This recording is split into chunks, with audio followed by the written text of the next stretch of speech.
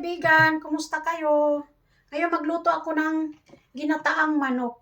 So ayan, yan yung isahin ko. Tapos mayroon akong halong carrots at saka sayote. So at ito naman yung aking panghalo. Bawang at saka sibuyas at saka luya. So yan, gisahin ko muna siya at bago ko siya gataan. So ito naman yung aking gata. At syempre mayroon naman tayong mantika. So ayan. So yung mga kaibigan, kasi darating dito yung aking amo. So kailangan ko magluto. So kagagaling ko lang ng trabaho, dumiretso ako sa tindahan ng Asia na tindahan. So nagbili ako ng sayote. Saka maraming klaseng binili ko. So yung mga kaibigan, samahan nyo ako sa aking pagluluto. So maya-maya gigisahin ko na.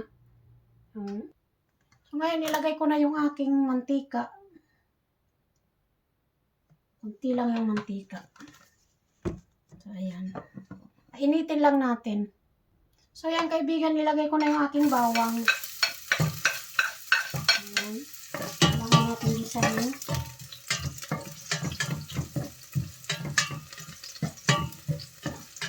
At isunod ko naman yung aking luya. Ayan kaibigan.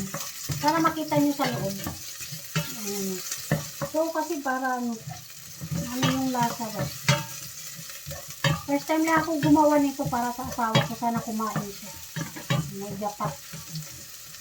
Nilagay ko na yung aking sibuyas. Ayan. Ayan mga kaibigan. Kapag hindi ko na napakita yung aking gulay. Lagyan ko muna ng ano. Kaya lang maingay. Ayan. Ilagay ko na yung aking manok. Ito yung aking manok. Ilagay ko na ito.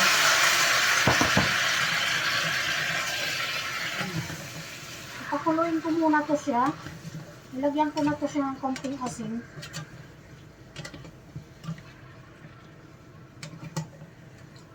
So, lagyan ko ulit siya para magka-alasa. So, ayan.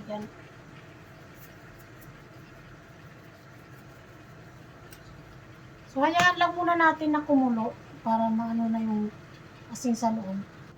So, ngayon kaibigan, ilagay ko na yung aking gata. Ganito lang kasi ang gata nila dito. May ano, kakarton. Kagaya sa atin na nyug talaga. Ganito lang.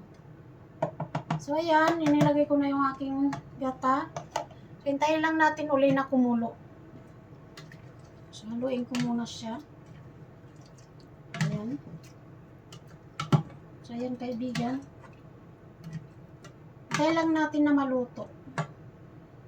So, ayan. Lagyan ko muna to siya ng aming pampalasa. So, ito ganito. Ito yung pampalasa namin. So, lagyan ko na siya para umano yung lasa. Dumikit naman. Malasak naman yung lasa. Siya.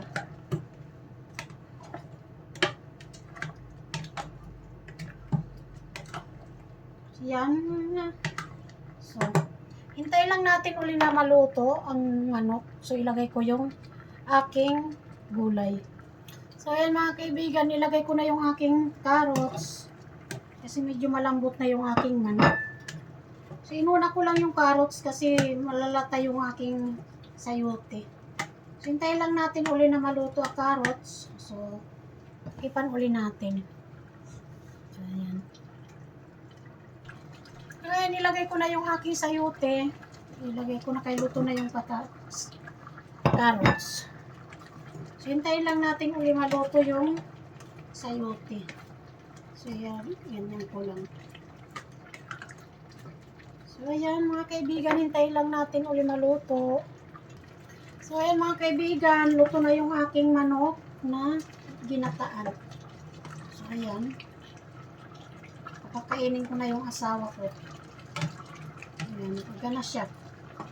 Ayan, saka mayroon akong kanin. Kanin naman sa akin. Ito naman yung sa asawa ko. Ayan, patatas. So, ayan mga kaibigan. Thank you for watching. Maraming salamat sa aking mga viewers at sa aking mga subscriber. Please subscribe and support sa aking YouTube channel. Bye-bye. God bless. So yun na mga kaibigan, kumakain na yung aking maninin. Aking amo, ayan na kumakain na. Wala lang kami mapaglagyan ng aking camera. Kaya ganyan. Hawak ko na lang. Siya na lang muna ang kakain. Kumain siya ng ginataang manok. Tapos may gulay. Ayan, mga kaibigan, kain tayo. Bye-bye.